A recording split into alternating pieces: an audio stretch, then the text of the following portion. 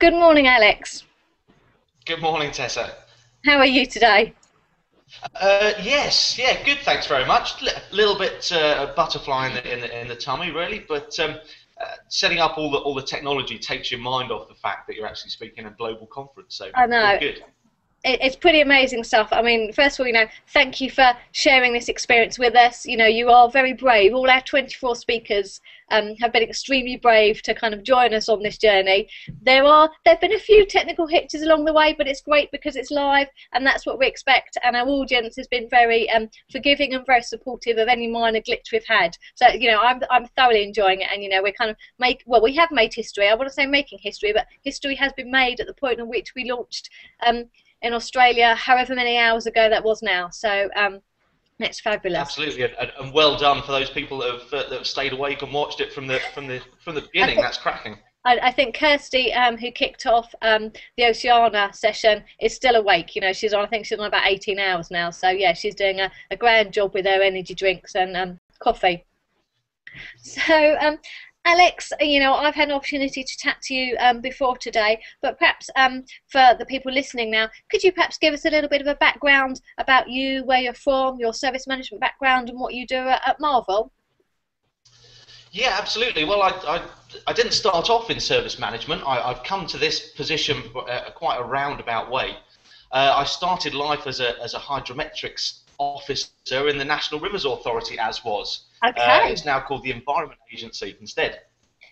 So I used to jump into rivers and measure flows, and we were really heavily involved in telemetry and gathering data and informatics in that way, and then modelling and plotting that in to stop you guys being flooded. Oops. Sorry. Then I moved into teaching, geography teaching, then went on to teach British Telecom Modern Apprentices, which is where I started getting into the IT side of things. And then I went into a mobile telecommunications company. We set that up and had good fun running that for a little while. And then I came back to software training. Having worked in a very high-pressured environment in the telecoms industry, it was great to see how things perhaps shouldn't work, and to go off and see if there was a better way of doing things. So I came to service management really from almost a desperation to find a better way of doing things. So I came into Marvel, took all the sort of ITIL type of exams, and I've been off and consulted with a lot of the Marvel customers, European Central Bank, London Fire Brigade. So some big corporate clients that that needed help with their IT service management. I've been involved in some successful projects here at Marvel, and and here I am now with a little bit of ISO 20000 training coming up as well. So brilliant. We're expanding all the time. So I wasn't born into service management. I had service management thrust upon me. Well, you seem to have taken to it very well. Yeah, thank you. Okay, so if you're happy now, I'll hand over to you for your presentation. I'll be monitoring questions, which we'll do at the end, Alex. So if anybody that's listening would like to ask Alex a question, if you can just tweet that to us using hashtag TFT12, and also it'd be really, really helpful if you could also hashtag QFS, and that helps us put out the questions from the Twitter stream. And I will hand you over to Alex, and I will be back shortly. Over to you, Alex. Thank you. Thanks very much, Tessa. So here's the moment of truth, I guess. This is where we get to share the screen and actually see whether that's going to work or not. So fingers crossed that any second now you'll see that sort of slide presentation. Any second now. Yes, we can absolutely see that perfectly, Alex. Super. Okay, that's great. So my video isn't at the bottom either, so I can walk and pace, and that's great, as I usually do. I'm not one for sitting about and talking. I have to wander around. So if I disappear off camera at any stage, that's I haven't disappeared. I've just wandered to the edge of my microphone range. That's all. Well, Good morning, everybody. Good afternoon, good evening, depending on where it is that you're joining us from around the world. As I said to Tessa, I'm really excited to be on this this very first global conference. It's really quite an exciting way of delivering this sort of content. So, super. I was inspired to do this presentation. I was doing some reading a couple of weeks ago, and I came across this quote from Sir Winston Churchill: "To improve is to change. To be perfect is to change often." And I was really surprised that although he wrote that 75 years ago, it still has an awful lot of resonance and relevance in our world today. And it got me thinking about the way perhaps that Winston Churchill would have dealt with change, the sorts of challenges and interest that he would have had in it, and how it may have changed in today's life. And I think really that the crux of it is that the speed and rate of change has increased and is increasing in our daily lives and our business lives.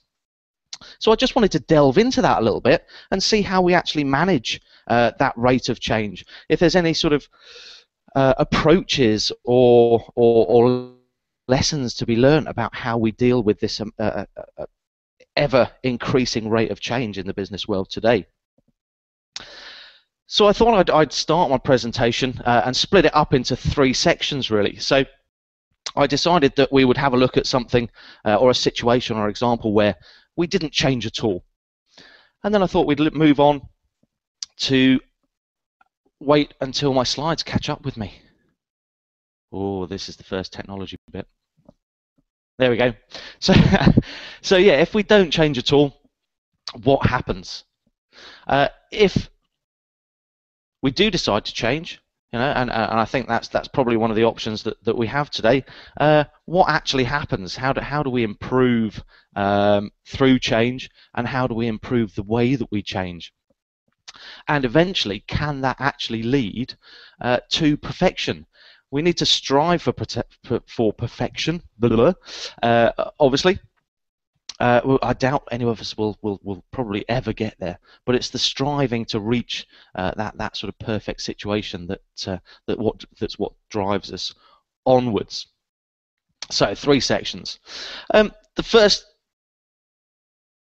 example I've got for you, really, of something that didn't change. Now, you may have noticed from my slides already that I'm a bit of a motorcycle fanatic. That's the only thing that hasn't really changed throughout my life, has been the fact that I've always had motorcycles. So as you can see, this will be heavily motorcycle biased in this way. But what happens if we don't change? So what I wanted to look at here was an example of an industry that didn't change, didn't manage to change quickly enough or relevantly enough, and therefore basically died. So I want to have a look at the British motorcycle industry first off, as an example here. And I'm going to get you guys thinking about this for a second.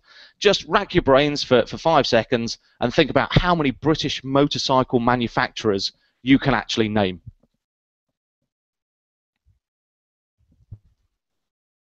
So what are you thinking about that? I did a straw poll in the office yesterday, asked everybody how many they could name, and we came up with an average of 3. That may be because we're in Britain. Globally, that may differ. So anyway, hopefully, you've managed to come up with 1, 2, 3 examples. The ones we came up with were BSA, British small arms manufacturer. They used to make pistols and rifles, moved into motorcycles. So we have BSA. Of course, we had good old Norton, and the ubiquitous Triumph as well came in there. So those were our top 3. Bubbling under was Hesketh. Now, Hesketh is a little bit of a left field one. Here it comes in from the left field now. That one came up probably because the manufacturing plant was just down the road from us. So I think it's testament that there are no real bikers in our office, nobody really into motorcycles, and yet they could still name 3-ish British motorcycle manufacturers. Okay. 2, 3 out of 4 of those aren't producing anymore. So why are these sort of motorcycles still in our consciousness? Well, basically, the British motorcycle between the 30s and the 60s was the absolute pinnacle of an industry. It was massive. There was no country in the world that we didn't really export to, that we didn't really have any rivals. We were the primate industry in our area. And that ingrained itself into our very culture as well. Not only did we produce an enormous amount of motorcycles, but some of the largest icons of our generation, or of somebody else's generation anyway, not mine, were involved in bikes. Some of these you'll recognise, I'm sure. Some you won't.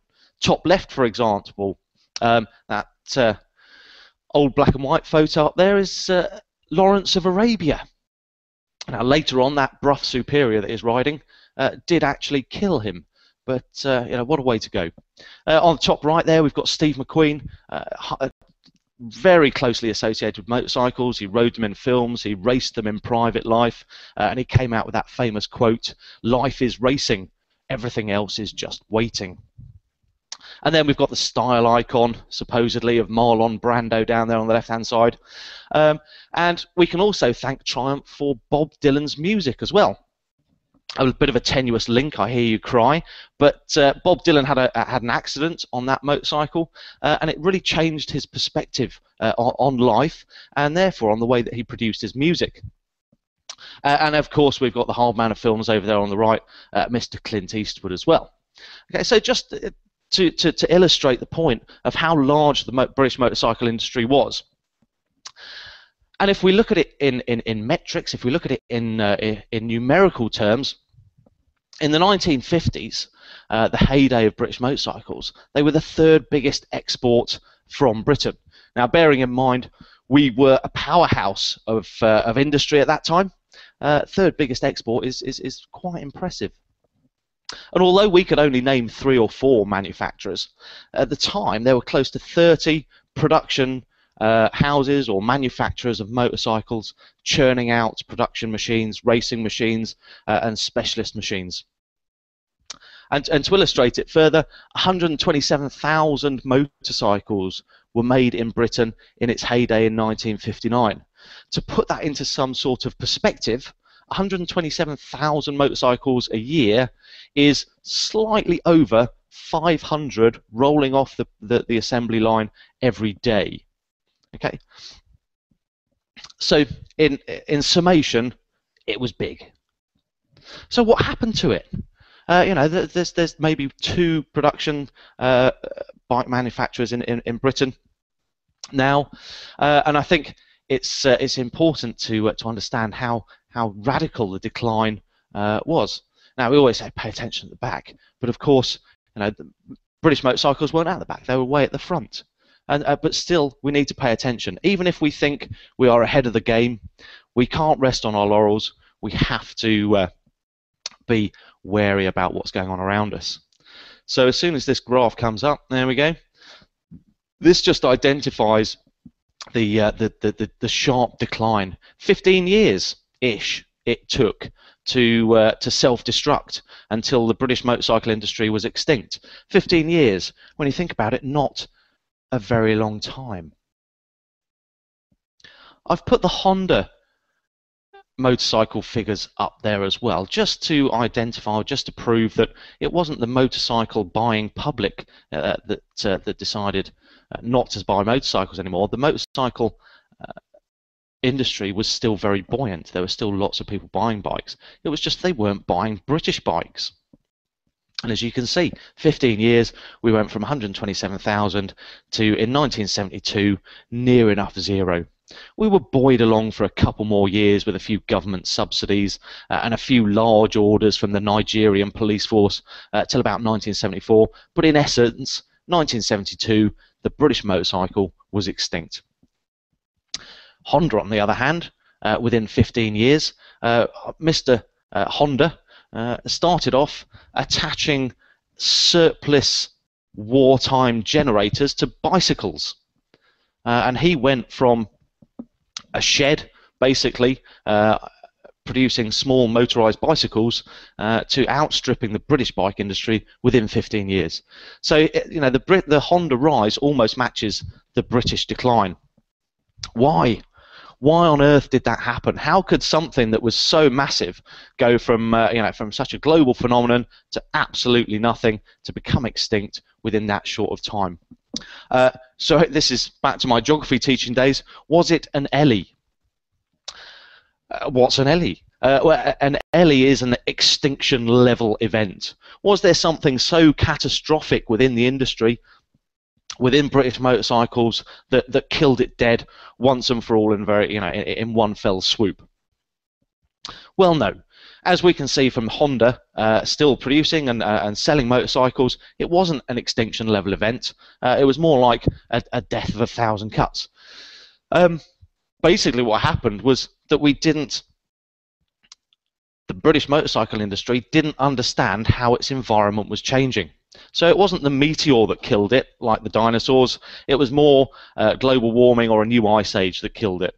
Very slowly, the environment changed, and the British bike industry really didn't keep up with it. We had brilliant bikes. We proved that by selling so many of them. That was a winning formula. We had good bikes, we were producing lots of them, people wanted to buy them. So what changed? It was the environment around us that changed. So people started buying cars. I don't understand why myself, but apparently they did. Cars became cheaper, better family transport perhaps. So cars came out and started taking a big share of the market. People started becoming far more wealthy in the 50s, 60s and 70s. So with their wealth, they started moving from bikes being a workaday transport to them becoming a leisure activity, a status symbol. Okay. And of course, the British bike industry really didn't understand the competition. Honda, Suzuki, Yamaha, and all of these modern Japanese manufacturers were coming up and producing very, very different bikes to the British industry, and we just didn't really understand that. We were very insular. We thought we were world class, and we didn't change with our environment, as can be very aptly seen by the way that they were marketing themselves. If we have a look at this Triumph poster, this Triumph advert, it's black and white, it looks staid. They're going on about the technical excellence of this motorcycle, about it having a duplex frame and 4-speed gearbox. In the time of engineers, we loved that sort of stuff. But very quickly, the environment changed, so that people really didn't want that type of motorcycle anymore. They were changing from a workaday use to a more leisure-based use. Okay, so this is a Honda advert from the same time. As you can see, it's clean, it's bright, it's modern. It's selling a, dare I say it, selling a lifestyle. I mean, now obviously a lifestyle of a Honda C90 is not that great, but in those days, when they were marketing them there, they were absolutely fantastic. So it wasn't an extinction level event. Nothing massive happened in the motorcycle industry. It was a very slow, cumulative effect of environmental changes. So what can we learn from that, transferring that into other industries? Well, I think we all have to be aware of our environmental changes. The landscape is changing all the time. And this should be what drives our changes and the changes that we make within our own industry.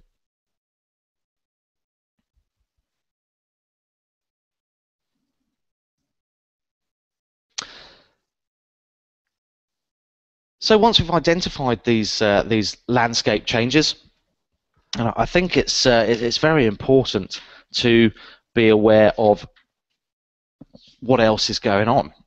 Okay. So how can we ensure that we understand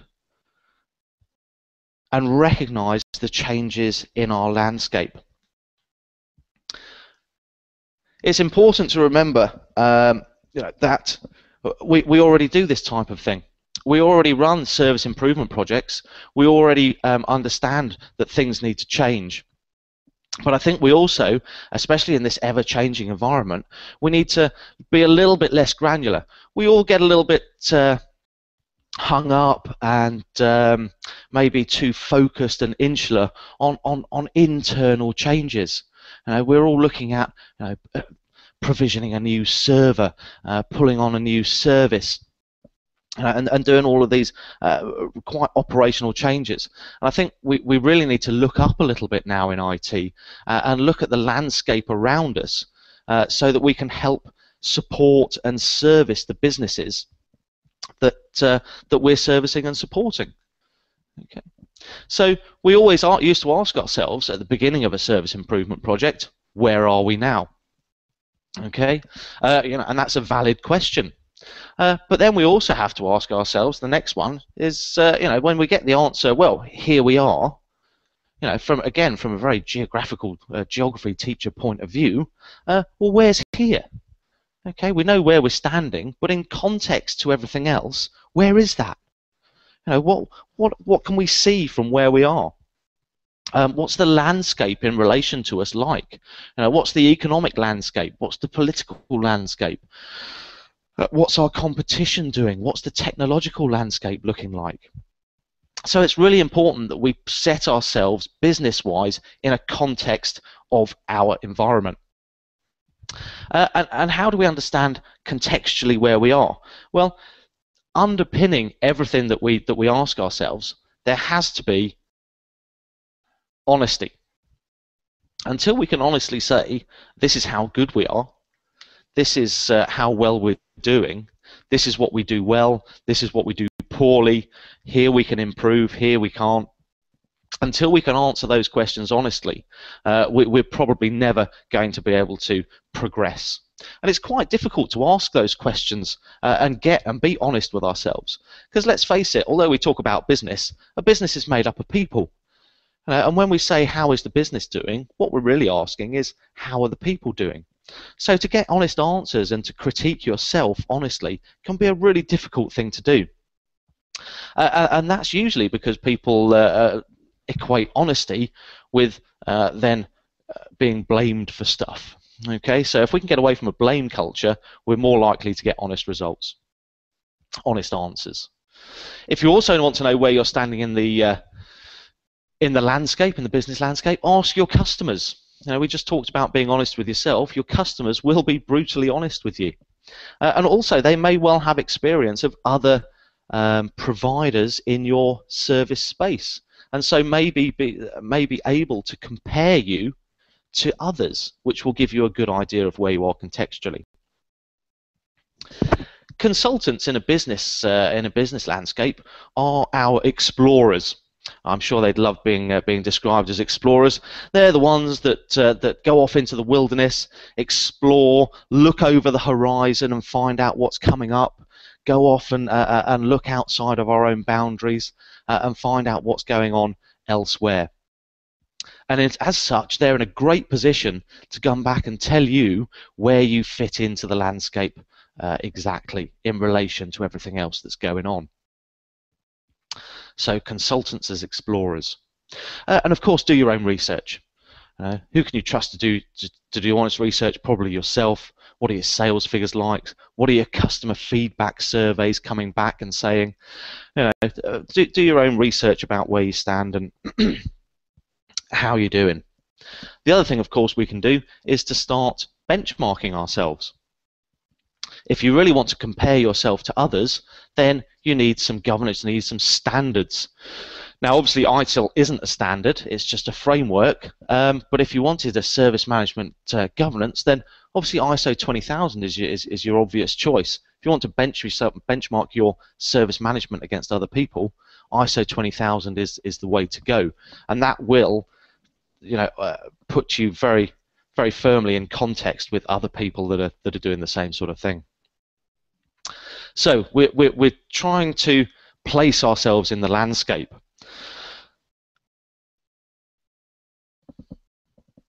When we do know where we are, we can start looking around. Instead of focusing internally, instead of focusing perhaps on the wrong things, perhaps focusing on our internal procedures, processes, change advisory boards, forward schedule of changes, not that they're not important, but they're more operational. We need to be looking up, we need to be looking around and seeing what opportunities lie outside our current scope.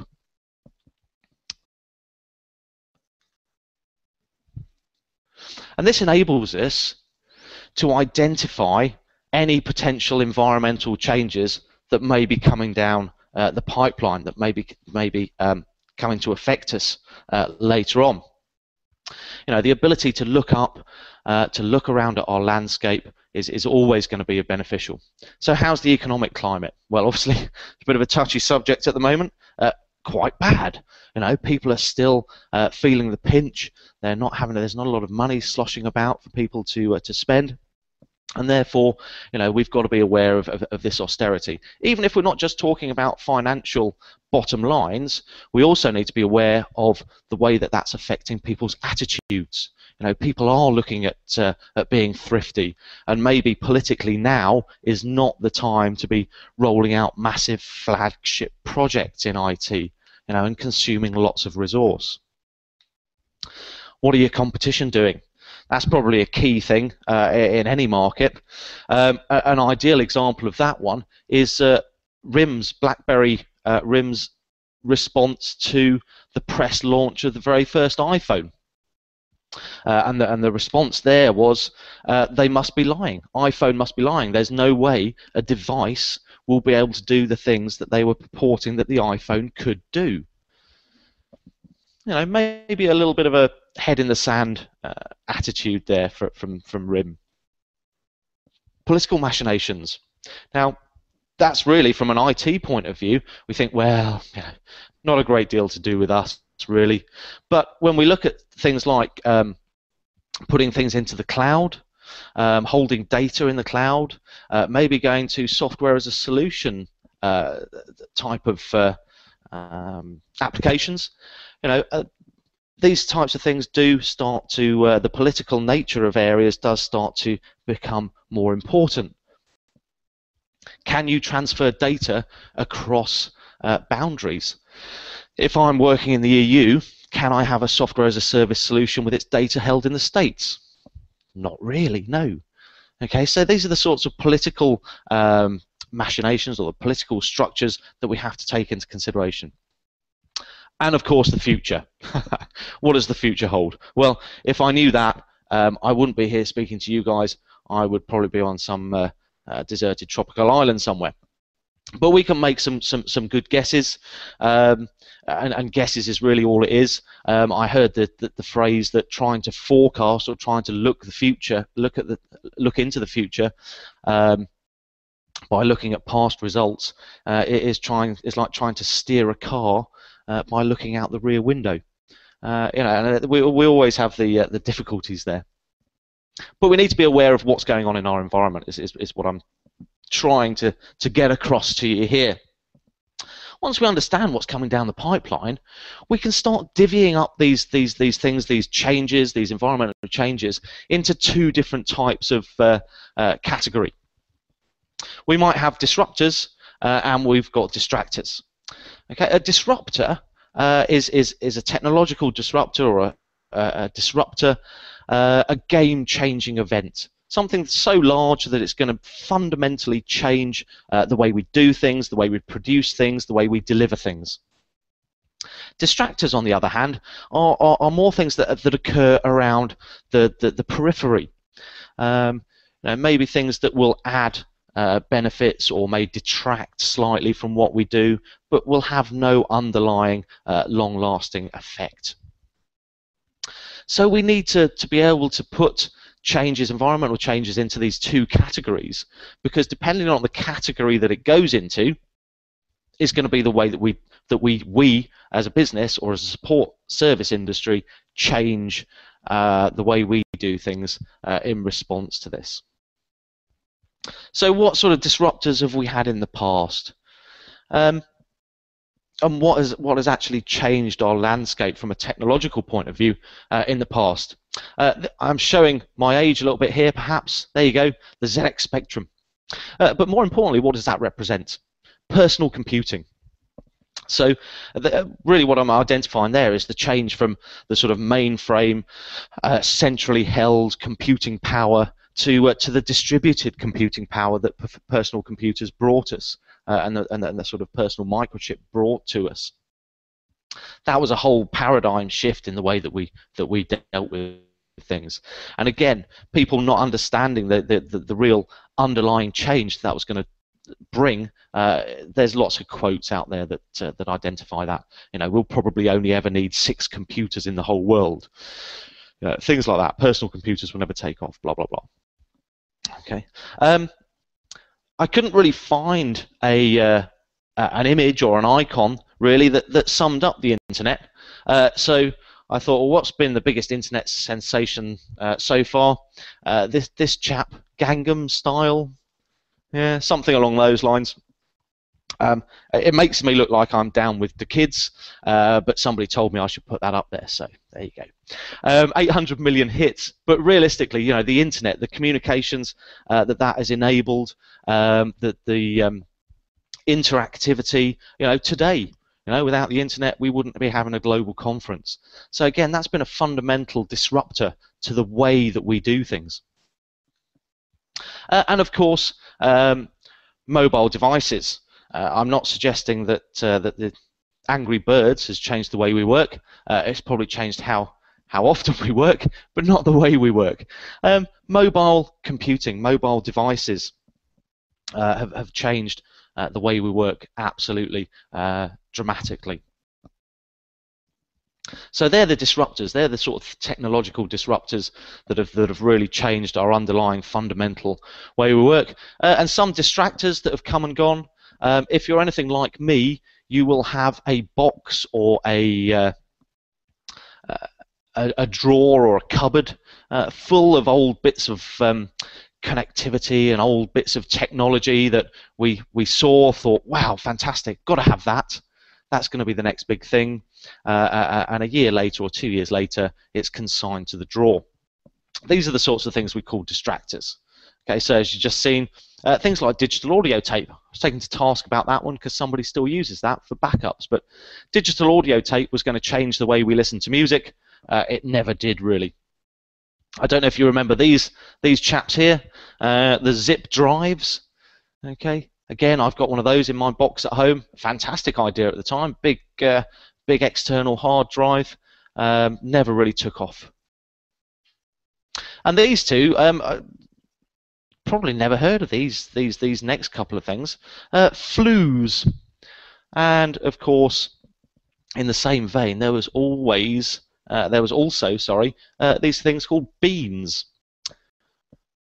Give you a moment to scratch your heads, thinking, what on earth are they, Alex?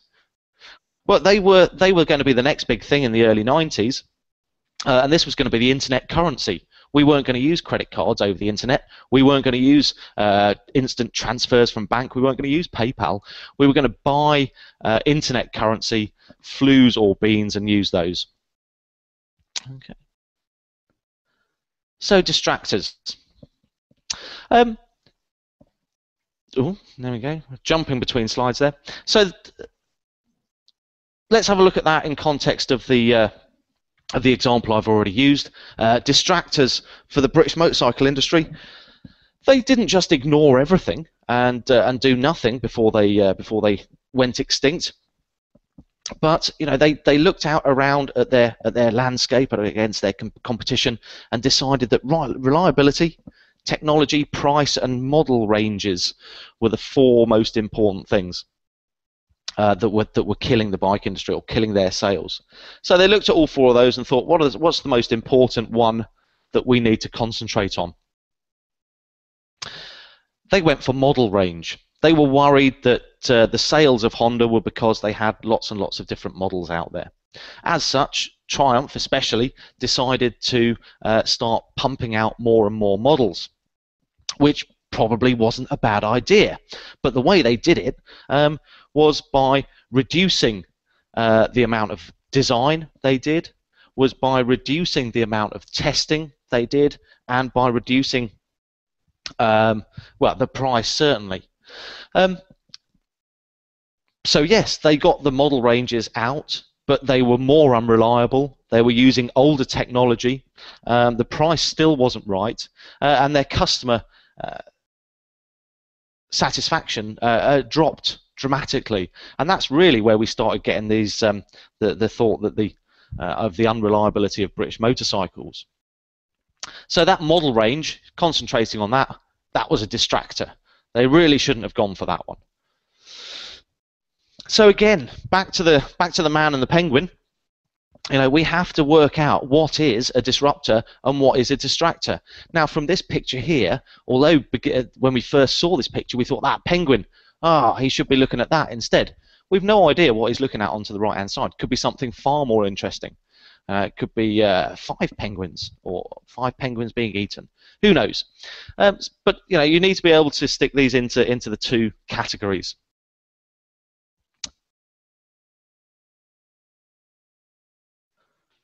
Once we've done that, we need to be able to handle these changes that come down the pipeline. Once we've decided which ones we need to react to and in what way, we need to be able to react you know, speedily and efficiently. We understand where we are in our landscape. We've set ourselves in our landscape, and now we need to work out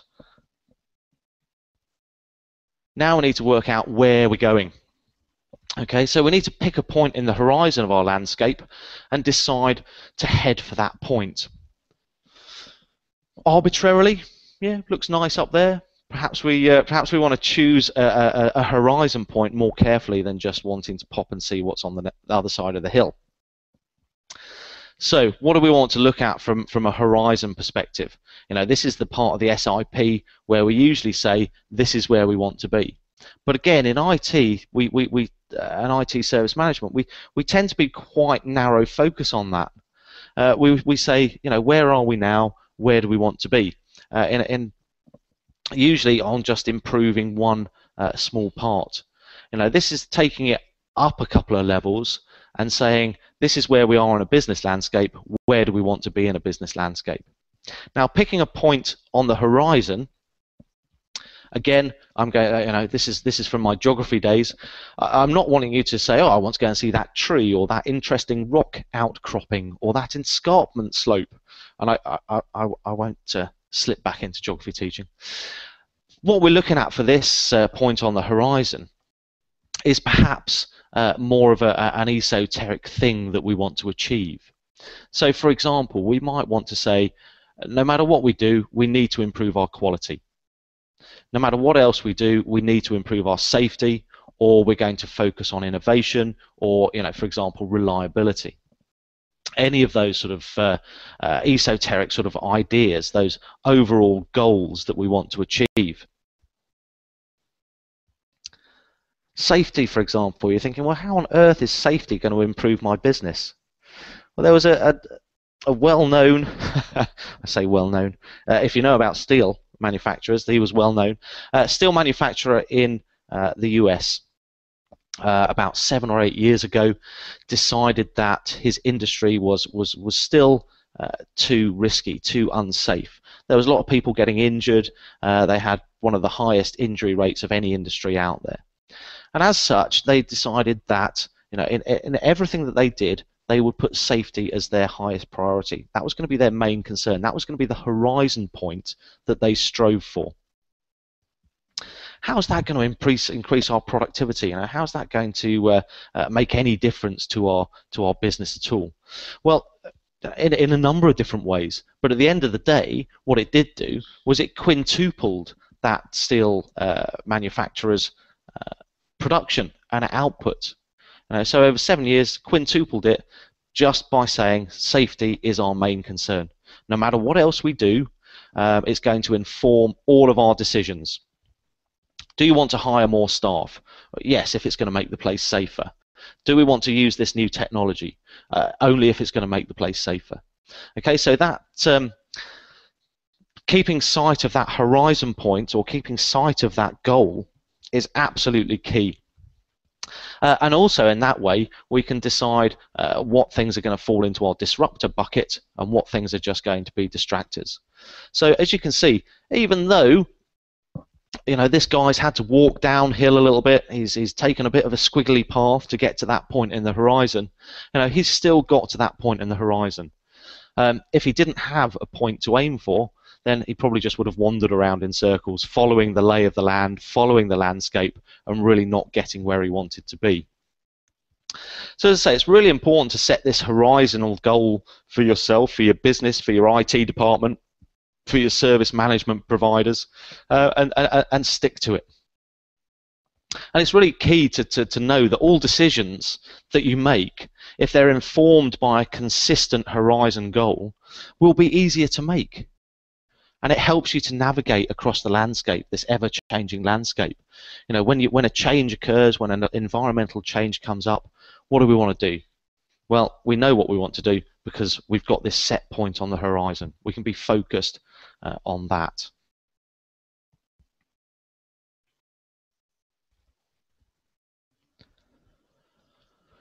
We've also said that we want to change more responsively. We want to keep changing so that change enables us to be perfect. So we need to get a little bit quicker at change. We need to be a little bit faster to react to the changing environment. So the speed of change is really down to two parts: a response to the change and the momentum that we've built up getting to our horizon, bringing back into horizon again. So a response is making sure that we have efficient decision making. Okay, that's easier said than done, isn't it? Now I've just come up and said, yes, make sure you're efficient in your decision making process. Easier said than done, but automation in tools can help you to do this. Process can help you to do this. Once you've made that decision, get the implementation time down as low as you can. Okay, change as quickly as you can. Implement the change that you've decided as quickly as you can, and all the time keep your horizon in sight. Don't get distracted and go off path. The increase in speed has got to be underpinned by a certain number of things. So I've gone a little bit old school here. I've only done perhaps the 3 Ps rather than the 4 Ps, but hey, there you go. Process, frameworks, ITIL, COBIT, Six Sigma, whatever it is that you want to use, frameworks are absolutely key. You have known points, you have a framework, a structure, and all of these changes, these unknowns, can just be dropped into this structure of what we know, and it makes it easier and quicker for us to deal with it. Learn as well. Learn from what you do well. Learn from your processes. Review the things that you do. Make sure that you put the things that you do well back into the process and remove the things that you do poorly. Continual service improvement, reviews and continual service improvement go hand in hand. Your people, don't forget to train your people for the skills that they need. Again, the little analogy was always, I will hire people because of their attitude. I can train skills, but it's the attitude that I really want in my staff and in the people that I hire. Still rings true today, I think. Communicate with people. Make sure that people know where it is that they're going, that they understand where the horizon is, so that they can also work towards it in the same way that we do. And involve people. Again, British bike industry, they didn't involve any of their seasoned engineers. These engineers who were building the bikes were also coming up with fantastic new ideas about how to use new technology, how to improve the design of the bikes, and they just weren't listened to. So make sure you listen to the ideas. Techie hunches is what we used to call them. And then your technology. If you've got all of this other stuff in place, it makes it a lot easier to assess the technology that you want to take on board and implement it. It makes it very much quicker to implement it because you've got the structures around to enable you to do that. And when we're talking about assessing technology, we're really thinking about what is the business value proposition for us for using this type of technology. So some things never change. And I started off by saying everything always changes, and now I'm contradicting myself dreadfully at the end by saying some things never change. There are some constants. The way we do things might change, how we do them might change, but what we're actually doing is always going to be constant. So there you go. On the left, you've got the 1937 Norton race team. They're employing a number of different people in their team, even a scout, by the looks of it, on the right-hand side there. Don't know what he was doing there, but there you go. And then on the right-hand side, we've got the modern Norton team. Okay, the technology has changed. The motorcycle on the left, far cry from the motorcycle on the right. But the technology may have changed, but the team that manages it behind the scenes is constant. It stays the same. We still need to have the management team behind the scenes. So what is the team doing? We're recording stuff. We're recording changes. All changes should be recorded. That's our basic bottom level caveat. We then put some control and governance on top of it. Do we change this wheel without telling the other mechanic? No, we don't. Do we communicate? Yes. The way we communicate may have changed dramatically. Used to hold up pit boards in racing. Now we have telecommunication devices in the helmets. Testing. Got to do your testing. Review and redo. Yeah. So plan, do, check, act. All of that kind of stuff is all coming into play here. Once we've got all this management in, we can then start making really focused business decisions. Yeah, we can change. We can change in any way we want. We can adopt any sort of new technology, process, way of working. But just because we can doesn't necessarily mean we should. And again, this is where we can start deciding what's a distractor and what's a disruptor. And that's really, I can't tell you what a disruptor is going to be to your business or what a distractor is going to be to your business. But if you keep all of the other stuff in mind that I've gone through, it will help you into deciding what is a disruptor and what's a distractor. So mobile, these are some of the things that are coming up now. Mobile payments, 4G network connectivity, social media, crowdsourcing, bring your own device. And again, it's quite untrendy at the moment, or unpopular to criticise, the rise of social media in IT service management. But I'm struggling to find any sort of real benefits to it. Maybe that's just me, but for some people it will be a massive thing that they'll want to invest heavily in. To others, it will be a distractor. So we've really got to just to recap a little bit. If you're going to get up and get going across the landscape, understand your contextual position.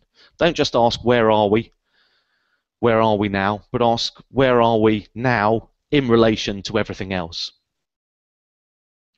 Define a horizon point. Make sure you know where it is that you're going to go. And then that also gives you the ability to embrace or avoid the disruptors or the distractors, and increase your speed. As you get better and better at these things, your speed will increase. It'll make you more agile. It'll make you more fluid. It'll enable you to change to your environment and make sure that you don't go extinct. I started with a quote from a famous Englishman, Sir Winston Churchill. So I'll end with a famous quote, a slightly older one, from Charles Darwin. It's not the strongest of the species that survives, nor the most intelligent. It's the one that is most adaptable to change.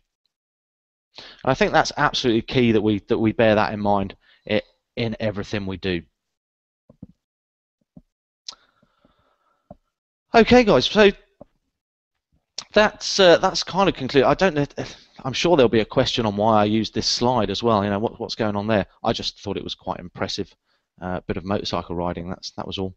I will hand back over to Tessa and see if she's got any questions for me or anything else that we might need to do. Thanks very much, Alex. That was brilliant. I have a question, actually. What we didn't see on that last slide was what happened to the man if the bloke on the bike didn't stop. That you kind of left us half hanging there. I'm assuming he stopped. Yeah, I spoke to Glenn the other day, and he was absolutely fine. Is in one No, too. Well, that was really good. was going to say, which one's the disruptor and which one's the distractor? Is the Well, bike the disruptor or the distractor? who knows?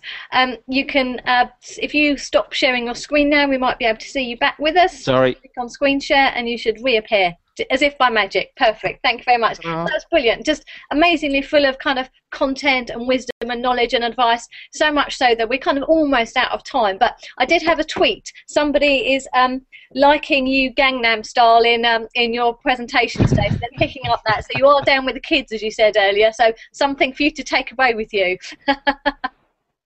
My street credit has increased no end. Yeah, and I'm sure a kind of post-event there'll be questions coming through on Twitter, and I know you and Marvel are really active on Twitter, so you'll be able to pick those up, I'm sure. Absolutely, So, and I'll do my best to answer them. Brilliant, thank you. Well, it just remains for me to say thank you very much, Alex. It was marvellous. I should also take this opportunity just to say thanks very much to BMC. They sponsor the TFT 12, and we're delighted that they have, because they've enabled us to make this happen. Once again, thank you very much, Alex. You have been part of history in the making, and I very much look forward to seeing you at an event soon. Yes, you too, Tessa. Thanks very much, and good luck with the rest of the day. Thanks very much. Take care, Alex. Bye. Cheers. Bye-bye.